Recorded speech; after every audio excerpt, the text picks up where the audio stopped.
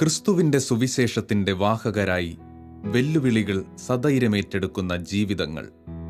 അതെ, ഇതാണ് ചില ദൈവവിളികളെ വ്യത്യസ്തമാക്കുന്നത്.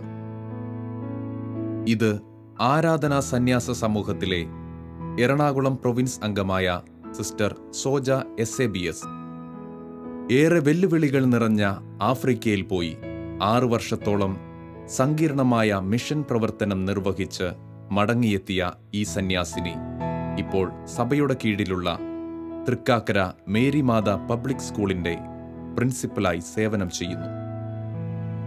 ദിവ്യകാരുണ്യനാഥൻ കരം പിടിച്ചു നയിക്കുന്ന മഹനീയമായ ദൈവവിളിയുടെ അനുഭവങ്ങളും ആഫ്രിക്കൻ മിഷൻ അനുഭവങ്ങളും സിസ്റ്റർ സോജ എസേബിയസ് നമ്മോട് പങ്കുവയ്ക്കുന്നു. എസേബിയസ് സന്യാസിനി സമൂഹത്തിലെ എറണാകുളം പ്രൊവിൻസ് അംഗവും തൃക്കാക്കര മേരി മാതാ പബ്ലിക് സ്കൂൾ പ്രിൻസിപ്പലുമായ സിസ്റ്റർ സോജ മരിയാണ് നമ്മളോടൊപ്പം ഉള്ളത്. സിസ്റ്റർ, ഒത്തിരി സ്നേഹത്തോടെ സ്വാഗതം. സിസ്റ്റർ ദിവ്യകാരുണ്യ ആരാധനാ സന്യാസിനി സമൂഹത്തിലെ എറണാകുളം പ്രൊവിൻസിലെ ഒരംഗമാണ്, ഒപ്പം ഒരു സ്കൂളിൻ്റെ പ്രിൻസിപ്പലാണ്. എങ്ങനെയാണ് സിസ്റ്റർ ഈ ഒരു എസേബിയസ് സമൂഹത്തിലേക്ക് കടന്നു വരുന്നത്? വീട്ടിലെ ഒരു ചുറ്റുപാടുകളിൽ നിന്ന് ഒരു ദൈവവിളി സ്വീകരിച്ച് ഒരു സന്യാസിനിയാകാനുള്ള സിസ്റ്ററിൻ്റെ തീരുമാനത്തിലേക്കൊക്കെ എത്തുന്നത് എങ്ങനെയാണ്? സിസ്റ്ററിൻ്റെ വീട്, ചുറ്റുപാട്, ഇത്തരം കാര്യങ്ങളെപ്പറ്റി ഒന്ന് പറയാമോ? ഞാൻ ആദ്യമേ തന്നെ കെവിനെയും മറ്റുള്ളവർക്കും പരിചയപ്പെടുത്താം. എൻ്റെ പേര് സിസ്റ്റർ സോജ മരിയ മുട്ടത്തറ. ഞാൻ വീട് എവിടെയാണെന്ന് ചോദിച്ചാൽ ചേർത്തലയ്ക്ക് അടുത്ത് തുറവൂർ, ഇവിടെ വള്ളമംഗലം എന്ന് പറയുന്ന സ്ഥലത്താണ്. എനിക്ക് അപ്പച്ചനുണ്ട്, അമ്മച്ചിയുണ്ട്, ഒരു സഹോദരനും സഹോദരിയുമാണുള്ളത്. അവർ രണ്ടുപേരും കല്യാണം കഴിച്ചു, കുട്ടികളൊക്കെ ആയിട്ട് സന്തോഷമായിട്ട് കഴിയുന്നു.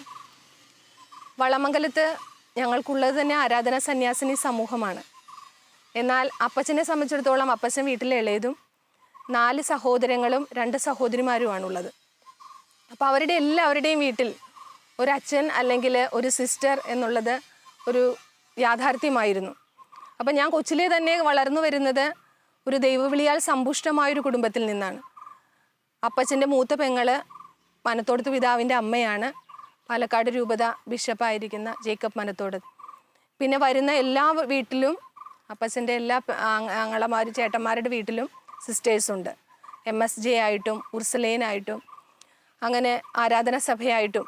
അപ്പോൾ സമ്പുഷ്ടമായൊരു ദൈവവിളി അല്ലെങ്കിൽ ദൈവത്തിന് വേണ്ടി ജീവിതം സമർപ്പിച്ച അല്ലെങ്കിൽ ദൈവ ശുശ്രൂഷയ്ക്ക് ഒത്തിരിയേറെ പ്രാധാന്യം നൽകുന്ന ഒരു കുടുംബ പശ്ചാത്തലത്തിൽ നിന്നാണ് ഞാൻ വരുന്നത്. അതുകൊണ്ട് തന്നെ എനിക്കെപ്പോഴും എൻ്റെ ഉള്ളിലൊരാഗ്രഹം ഈശോയ്ക്ക് വേണ്ടി അല്ലെങ്കിൽ ഈശോയ്ക്ക് വേണ്ടി എന്തെങ്കിലും കൂടുതലായിട്ട് എനിക്ക് ചെയ്യണം, എൻ്റെ ജീവിതത്തെ തന്നെ എനിക്ക് ഈശോയ്ക്ക് സമർപ്പിക്കണം എന്നൊരു വലിയൊരു ആഗ്രഹത്തോടു കൂടിയാണ് ചെറുപ്പം മുതലേ ഞങ്ങൾ ഓരോരുത്തരും വളർന്നു വന്നത്. അപ്പോൾ ഒത്തിരിയേറെ സന്തോഷമുണ്ടായിരുന്നു. കാരണം ഭൗതിക നേട്ടങ്ങളെക്കാൾ ആധ്യാത്മിക കാര്യങ്ങൾക്കും പള്ളിയുമായി ബന്ധപ്പെട്ട കാര്യങ്ങൾക്കുമാണ് കുടുംബത്തിൽ പ്രാധാന്യം കൊടുത്തിരുന്നത്.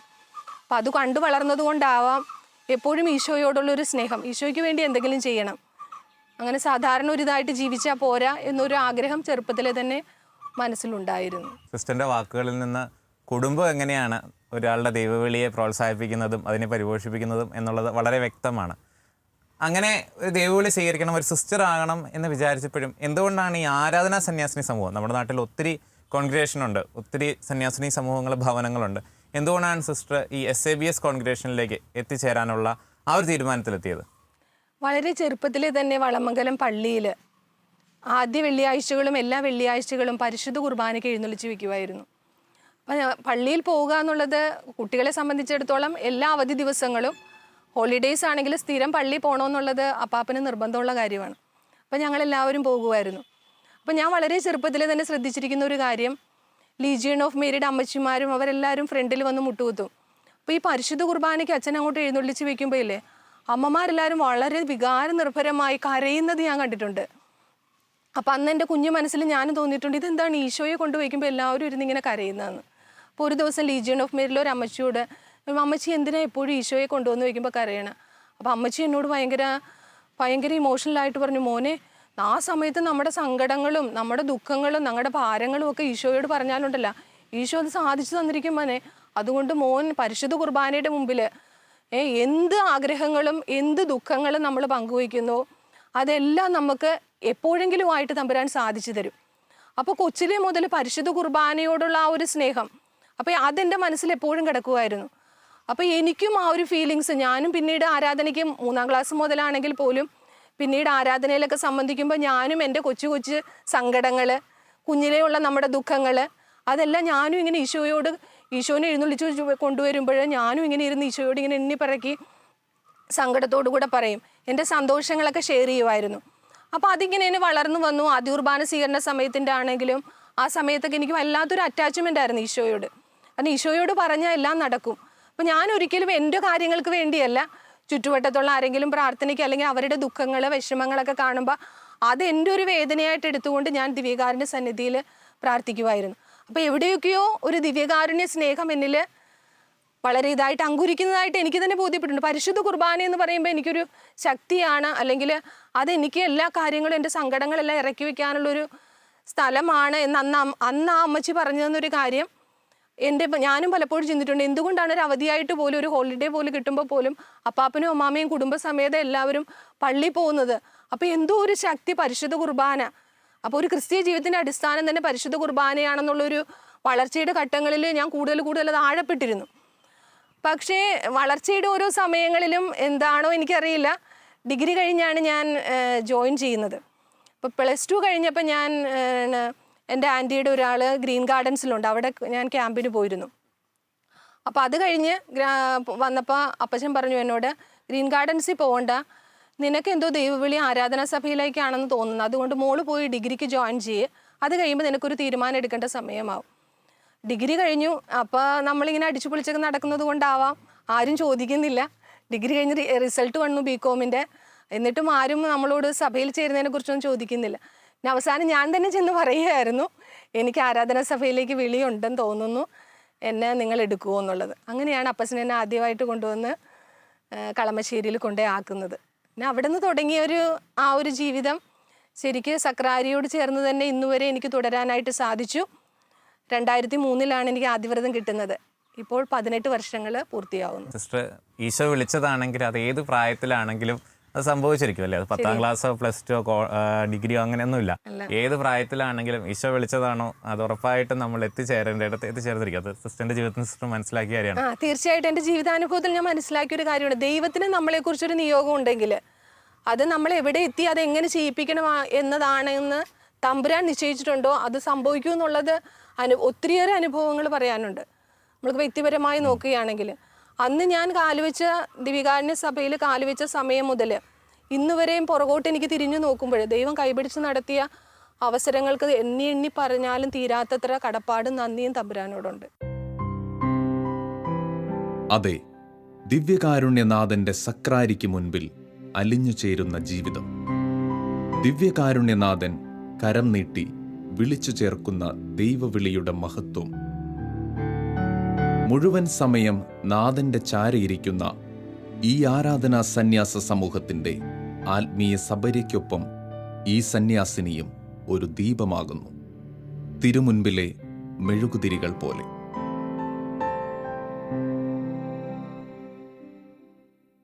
2003 ആദ്യവ്രതം ചേരുന്നത്, ഉൾപ്പെടുന്നത്. അതിനുശേഷം 2008 നിത്യവ്രതത്തിലേക്ക് കടന്നു വരുന്നു. ഇതിനിടയിലുള്ള 5 വർഷക്കാലം സിസ്റ്റർ സേവനം ചെയ്ത മേഖലകൾ ഏതൊക്കെയായിരുന്നു?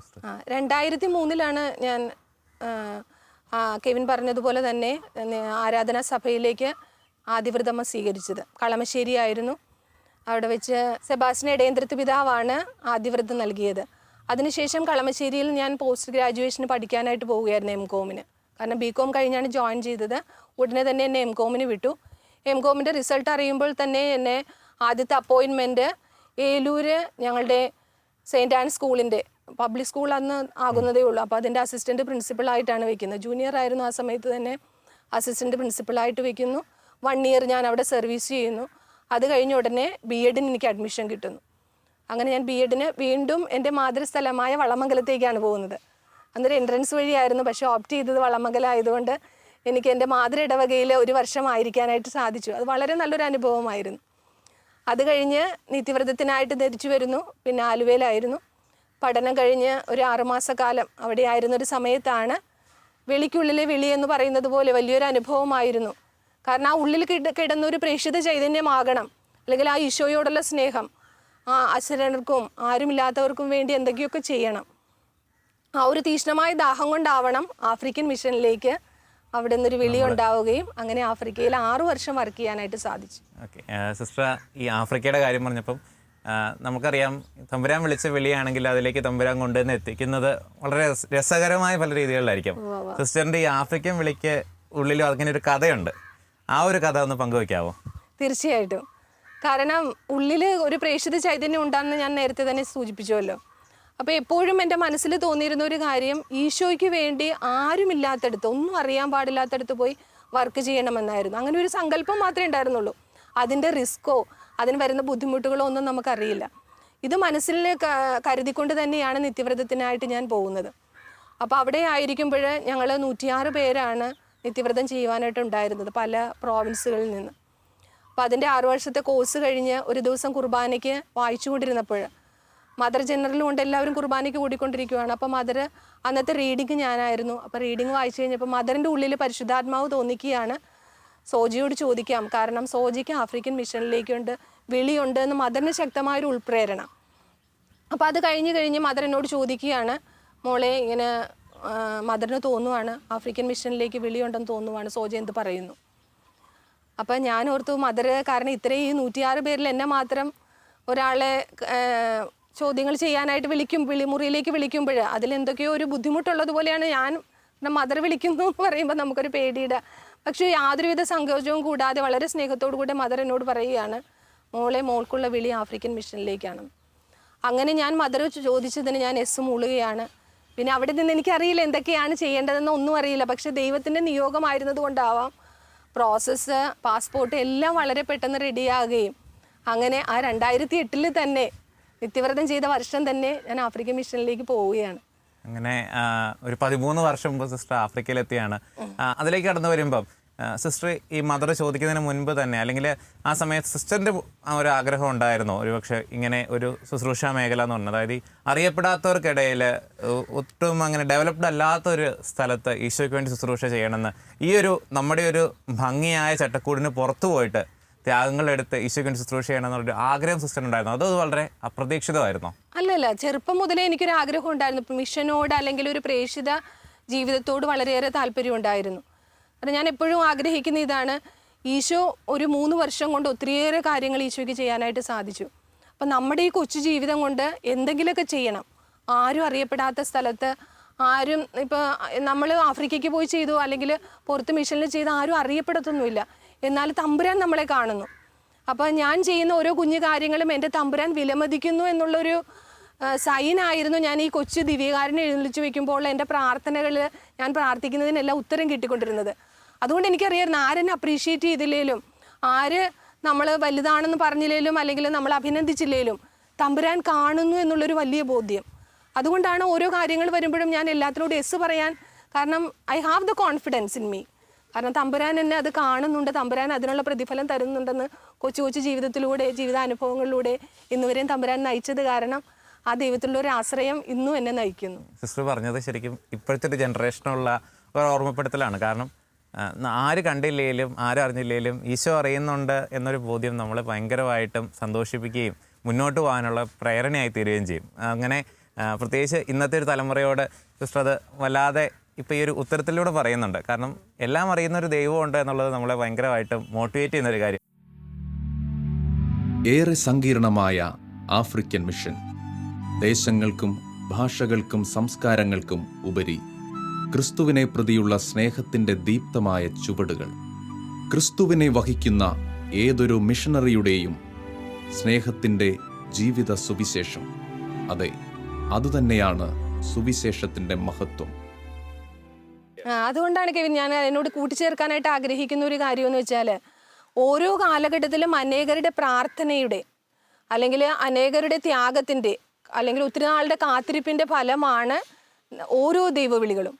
ഇപ്പോൾ ഒരു അച്ഛനായിട്ടാണേലും ഒരു സിസ്റ്ററായിട്ടാണേലും അത് ഓരോ സ്ഥലത്ത് ഒത്തിരി പേര് പ്രാർത്ഥിച്ച് കാത്തിരുന്ന അനേകം നേരത്തെ കാത്തിരിപ്പിൻ്റെ. അപ്പോൾ ഞാനെപ്പോഴും ഓർക്കാറുണ്ട്, എൻ്റെ ദൈവവിളി എന്ന് പറയുന്നത് അപ്രതീക്ഷിതമായിട്ടുണ്ടായതല്ല. ദൈവം അനേകരെ പ്രാർത്ഥിച്ചൊരുക്കി ഒത്തിരി നാളത്തെ ഒരു അനുഭവത്തിൽ നിന്നുണ്ടായതാണ്. സോ എനിക്ക് ഒത്തിരി പേരോട് കടപ്പാടുണ്ട്. എൻ്റെ ഈ ലൈഫ് കൊണ്ട് ഞാൻ ഒത്തിരി സർവീസ് ചെയ്യേണ്ടതാണ്. അത് തമ്പുരാൻ വിലമതിക്കുന്നു. അതിൻ്റെ ഒരു കാഴ്ചപ്പാടെന്ന് പറയുന്നതാണ് നമ്മൾ ഓരോ ദിവസവും മോട്ടിവേറ്റ് ചെയ്യുന്നത്. സിസ്റ്ററിൻ്റെ പെർസെപ്ഷൻ ഭയങ്കര സന്തോഷം നൽകുന്നതാണ്. കാരണം ആ ഒരു ചിന്ത, അതായത് ദൈവവിളി എന്ന് പറയുന്നത് ഒരു ദിവസം ഒരു സുപ്രഭാതത്തിൽ ഉണ്ടാകുന്നതല്ല.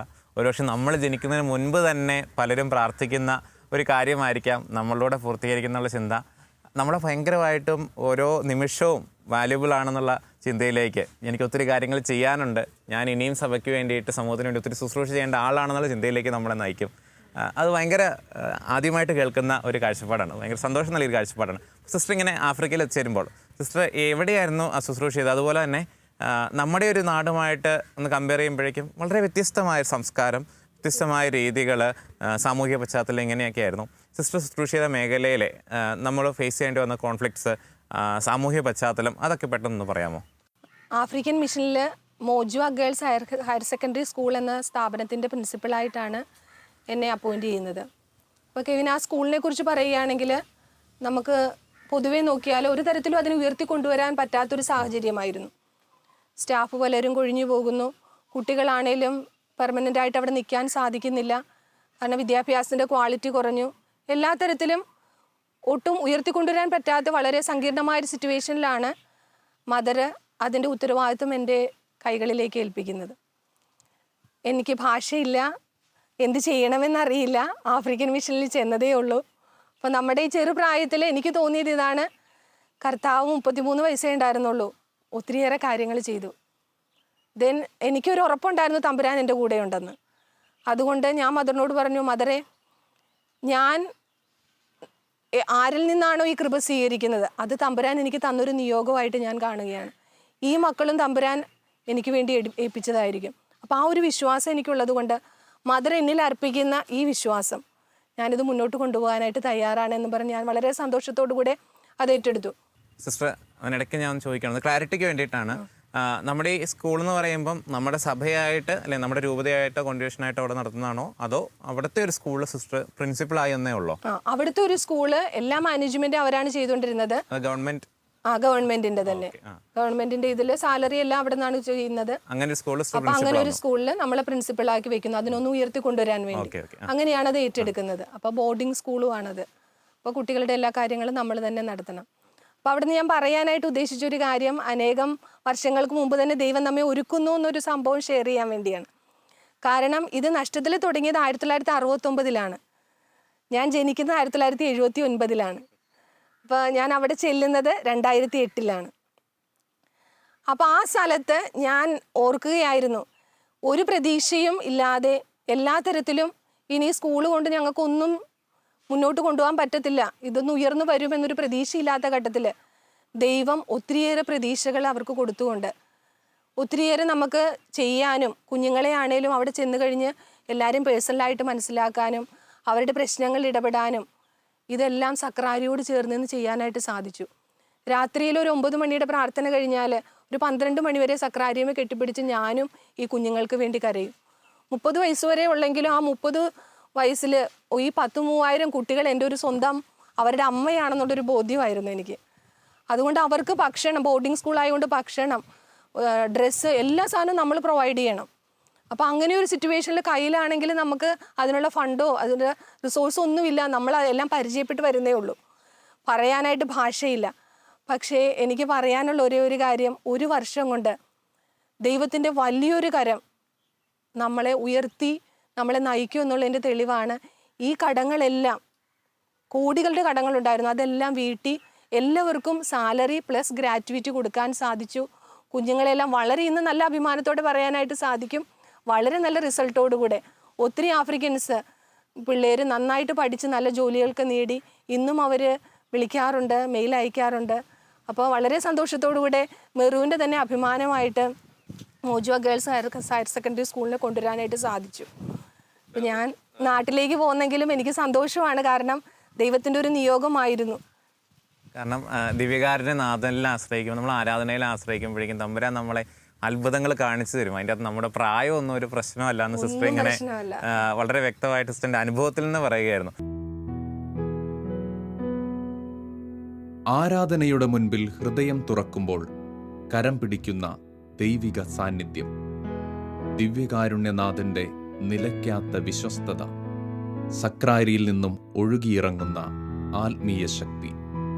അതെ, ഇതാണ് ഇത്തരം ദൈവവിളികളുടെ കരുത്ത്. സിസ്റ്റർ, ഈ 6 വർഷങ്ങൾ 2008 മുതൽ 2013-14 കാലഘട്ടം വരെ ആഫ്രിക്കയിലുണ്ടായിരുന്ന സമയത്ത് ഒത്തിരി അനുഭവങ്ങൾ ഈശോ കൂടെയുള്ളതായിട്ട് സിസ്റ്റർ ഉണ്ടായിട്ടുണ്ട്. അങ്ങനെയുള്ളതിൽ പെട്ടെന്ന് ഓർത്തെടുക്കാവുന്ന ദിവ്യകാരുണ്യനാഥൻ ഈശോ കൂടെയുണ്ട് എന്ന് തോന്നിയ ഏതെങ്കിലുമൊക്കെ അനുഭവങ്ങൾ പങ്കുവയ്ക്കാമോ? ഞാനൊരു ദിവസം ഒരു റോട്ടറിയുടെ മീറ്റിങ്ങിന് പോയ ഒരു കാര്യം ഞാൻ ഷെയർ ചെയ്യാം. കാരണം അവിടെ എല്ലാം വളരെ വെൽ എക്സിക്യൂട്ടീവ് ആയിട്ടുള്ള, നമുക്കറിയാം ഇവിടെയാണെങ്കിൽ റോട്ടറി ക്ലബ്ബ് എന്ന് പറയുന്ന വളരെ വെൽ ഇതായിട്ടുള്ള ആൾക്കാരാണല്ലോ. അപ്പോൾ അവിടെയാണ് സിസ്റ്റർ ആദ്യമായിട്ടൊരു മീറ്റിങ്ങിന് അറ്റൻഡ് ചെയ്യാനായിട്ട് പോവുകയാണ്. ഞാൻ പോകുന്നത് എൻ്റെ സ്കൂളിൻ്റെ ഒരു എയ്ഡ് ചോദിക്കാനും, കുഞ്ഞുങ്ങൾക്ക് ഭക്ഷണം, ഒരു മാസത്തേക്കുള്ള ഭക്ഷണം ഇല്ല. അപ്പം അതിൻ്റെ ഉത്തരവാദിത്വം ഒരു വേദനയോടുകൂടിയാണ് പോകുന്നത്. പക്ഷേ എനിക്കറിയാം ഞാൻ പറയുന്ന ഭാഷയുടെ ഇംഗ്ലീഷ് ആണെങ്കിലും നമ്മുടെ പ്രൊനൗൺസിയേഷൻ അവർക്ക് മനസ്സിലാവത്തില്ല. കാരണം റോട്ടറിയിൽ മിക്കവാറും ഉള്ളത് ഇറ്റാലിയൻസ്, ദെൻ ആഫ്രിക്കൻസിൽ തന്നെ വലിയ ഹയർ അതോറിറ്റീസാണ്. അപ്പോൾ എനിക്കൊന്നും അറിയാൻ പാടില്ല എന്ത് പറയണമെന്ന്. അപ്പോൾ എൻ്റെ കൂടെ ഒരു സിസ്റ്റർ എനിക്ക് കൂട്ട് വന്നിട്ടുണ്ട്. ഞങ്ങൾ രണ്ടും കൂടെ കോൺവെൻറ്റിൽ നിന്ന് ഇറങ്ങിയപ്പോൾ മുതൽ കരുണയുടെ ജപമാല ചൊല്ലിക്കൊണ്ടാണ് പോകുന്നത്. അപ്പോൾ ഞാൻ തെരേസിനോട് ചോദിക്കുന്നുണ്ട്, തെരേസ് എന്താണ് മോനെ നമ്മൾ അവിടെ ചെന്ന് പറയുക? സിസ്റ്റർ, പരിശുദ്ധാത്മാവ് നമ്മളെ നയിക്കും, ഇന്ന് വരെയും തമ്പുരാൻ നമ്മളെ നയിച്ചില്ലേ, അപ്പോൾ ആ തമ്പുരാനിൽ ആശ്രയിച്ചോ, സിസ്റ്റർ ധൈര്യമായിട്ട് പൊക്കോന്ന് പറഞ്ഞു. ഞാൻ പറഞ്ഞു എനിക്ക് ആകെയുള്ള ഒരു ഉറപ്പ്, ഞാൻ ഈ കുഞ്ഞുങ്ങളുടെ വേദന എൻ്റെ സ്വന്തം വേദനയാണ്. അപ്പോൾ അതും പറഞ്ഞുകൊണ്ട് ഞങ്ങൾ റോട്ടറി ക്ലബിൻ്റെ ഉള്ളിലേക്ക് കയറാനായിട്ട്, മീറ്റിങ്ങിന് കയറാനായിട്ട് ഫസ്റ്റ് സ്റ്റെപ്പ് ചവിട്ടിയപ്പോൾ തന്നെ എന്തോ ഭയങ്കര ഒരു ശക്തി പോലെ. കാരണം ഇവരെയൊക്കെ കാണുമ്പോഴും നമ്മൾ ഈ 30-ാം വയസ്സിൽ നമുക്ക് തന്നെ ഒരു ഡെലിക്കസി ഉണ്ട്, നമ്മൾ തീരെ ചെറുതാണ്, ഇത്രയും വലിയ ആൾക്കാരുടെ അടുക്കെ പറയാനുള്ള ആംബിയറൊന്നും നമുക്കില്ലയെന്ന്. എന്നാൽ കൂടെ എന്തൊക്കെയോ ഒരു വലിയ ശക്തി, ദൈവത്തിൻ്റെ ഒരു കരുതൽ നമുക്ക് അനുഭവിക്കാനായിട്ട് സാധിക്കുന്നുണ്ട്. അങ്ങനെ നമ്മൾ ചെന്ന വഴി ടൈറ്റായിട്ട് മീറ്റിങ്ങിൻ്റെ എല്ലാ പ്രോഗ്രാംസും ഷെഡ്യൂൾ ചെയ്തിരുന്നു. അപ്പം നമ്മളെ വെയിറ്റ് ചെയ്യുമായിരുന്നു. അപ്പോൾ ഞങ്ങൾ അങ്ങോട്ട് കയറി ചെന്നു, ഞങ്ങൾക്ക് വെൽക്കം ഒക്കെ പറഞ്ഞു. അത് കഴിഞ്ഞ് ഞാൻ എൻ്റെ ഉള്ളിൽ മുഴുവൻ എനിക്കെൻ്റെ സങ്കടമാണ്. കാരണം ഭക്ഷണം, കുട്ടികൾക്ക് ഭക്ഷണമില്ലെന്നുള്ളതാണ് എൻ്റെ വേദന. അപ്പോൾ ആ ഒരു സിറ്റുവേഷനിൽ നിൽക്കുമ്പോൾ അവരെന്നോട് ചോദിക്കുകയാണ്, സിസ്റ്ററെ എന്താണ് സിസ്റ്ററിൻ്റെ ആവശ്യം എന്നുള്ളത്. അപ്പോൾ ഞാൻ എല്ലാവരെയും എഴുന്നേറ്റ് വിഷ് ചെയ്തു എന്നത് ഓർക്കുന്നുണ്ട്. എന്നിട്ട് ഞാൻ പറഞ്ഞു, അവർ children are in need of some food. അത്രയും പറഞ്ഞതേ ഞാൻ ഓർക്കുന്നുള്ളൂ. ഞാൻ അതിൻ്റെ അകത്ത് ആലങ്കാരികമായി പറയാനോ എനിക്ക് അവരുടെ വിശേഷങ്ങൾ ചോദിക്കാനോ ഒന്നുമുള്ള മൂഡിലല്ലായിരുന്നു. ഞാൻ അതൊക്കെ ഒരുങ്ങിക്കൊണ്ടാണ് പോയത്, പക്ഷെ ഒന്നും എനിക്ക് വന്നില്ല. ഞാനൊരു ഗുഡ് മോർണിംഗ് പറഞ്ഞത് ഓർക്കുന്നുണ്ട്, my students are in need of some food എന്ന് പറഞ്ഞത് ഓർക്കുന്നുണ്ട്. ഞാൻ പൊട്ടിക്കരയുവാണ് അവരുടെ മുമ്പിൽ നിന്ന്. ശരിക്കും എനിക്ക് എന്താ ചെയ്യേണ്ടതെന്ന് അവരും ഉടനെ റോട്ടറി ക്ലബിൻ്റെ അന്നത്തെ പ്രസിഡൻ്റ് ആയിരുന്ന ആ സാർ ഉടനെ ചാടി എഴുന്നേറ്റുകൊണ്ട് ഓടി എൻ്റെ അടുക്കെ വരുവാണ്. ഒരിക്കലും സംഭവിച്ചിട്ടില്ല. എന്നിട്ട് എൻ്റെ ഷോൾഡറിൽ തട്ടി, sister you have to sit down, please calm and cool എന്ന് പറഞ്ഞുകൊണ്ട് അത്രയും എനിക്ക് തിരിഞ്ഞു. വേറെ ഒന്നും എനിക്കറിയാൻ പാകുന്നില്ല, എനിക്കൊന്നും മനസ്സിലായില്ല അവർ പറയുന്നത്. കാരണം there is A communication gap, അവരുടെ ലാംഗ്വേജ് നമുക്ക് മനസ്സിലാവത്തില്ല. ബട്ട് ഈ കാര്യം എനിക്ക് മനസ്സിലായി. അതുകൊണ്ട് എന്നെ ഇരുത്തി എന്നെ വളരെ ശാന്തമാക്കി. എനിക്കറിയില്ല, അന്ന് $100 തന്നുകൊണ്ടാണ് എന്നെ യാത്രയാക്കുന്നത്. എനിക്ക് ഇതൊരു അത്ഭുതമാണോ എന്ന് ചോദിച്ചാലോ അല്ലെങ്കിൽ എന്താണെന്ന് ചോദിച്ചാൽ എനിക്ക് പറയാൻ വാക്കുകളില്ല. ബട്ട് റിയലി ഈശോ എൻ്റെ വേദന കണ്ടു, എനിക്കതറിയാം. എൻ്റെ കുഞ്ഞുങ്ങൾക്ക് വേണ്ടി ഭക്ഷണത്തിന് ഞാൻ കൈനീട്ടിയപ്പോൾ തമ്പുരാൻ ആരിലൂടെയാണേലും എൻ്റെ വേദന കണ്ടു എന്നുള്ളതാണ് ഇന്നും എന്നെ ശക്തിപ്പെടുത്തുന്ന അല്ലെങ്കിൽ മോട്ടിവേറ്റ് ചെയ്യുന്ന ആ ഒരു ഇൻസ്പിറേഷൻ. സിസ്റ്റർ ഇത് പറയുമ്പോൾ ഞാൻ ഓർക്കുന്നത്, സിസ്റ്ററിൻ്റെ ആരുമല്ല കുഞ്ഞുങ്ങൾ, സിസ്റ്ററിൻ്റെ ആരുമല്ല കുഞ്ഞുങ്ങൾ, പക്ഷേ എൻ്റെ എന്ന വാക്കാണ് സിസ്റ്റർ എപ്പോഴും ഉപയോഗിക്കുന്നത്. എൻ്റെ ഉള്ളൊരു ഭംഗി എന്ന് പറയുന്നത് എനിക്ക് തോന്നുന്നു ആരുമല്ലാത്തവരെ സ്വന്തമായിട്ട് കരുതുന്ന സന്യാസത്തിൻ്റെ ഭംഗിയാണ്.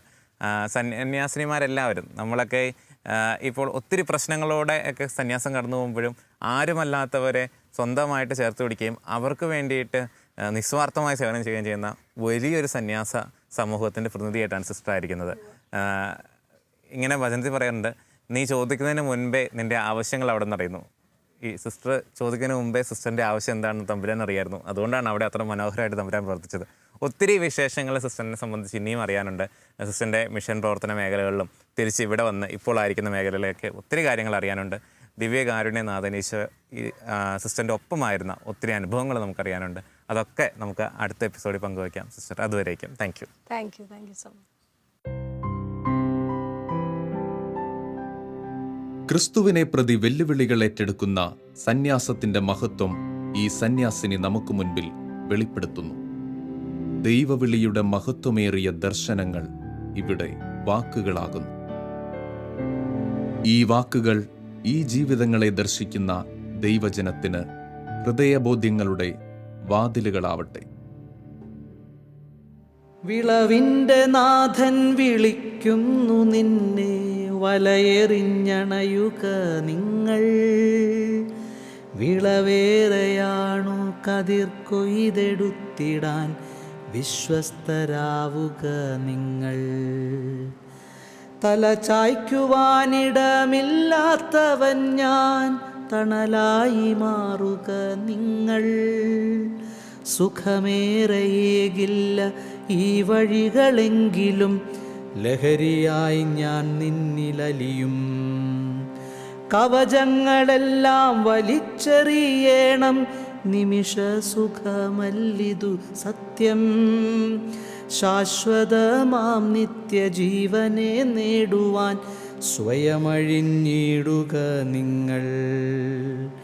ശാശ്വതമാം നിത്യജീവനെ നേടുവാൻ സ്വയമഴിഞ്ഞിടുക നിങ്ങൾ.